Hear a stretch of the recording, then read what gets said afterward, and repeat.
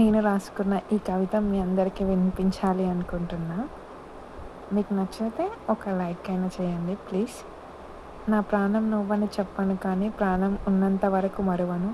మౌనంగా మాట దాచి నీ మనసును బాధ పెట్టాను. గతం గుర్తు చేసి గాయపెట్టాను. నీ ముఖంలో సంతోషం కోసం నా మాటల్లో చిరునవ్వును చేరుస్తా. చిన్న చిన్న చిరునవ్వులు చివరి వరకు మరువను. ఇది మీకు నచ్చి ఉంటే don't forget to like please.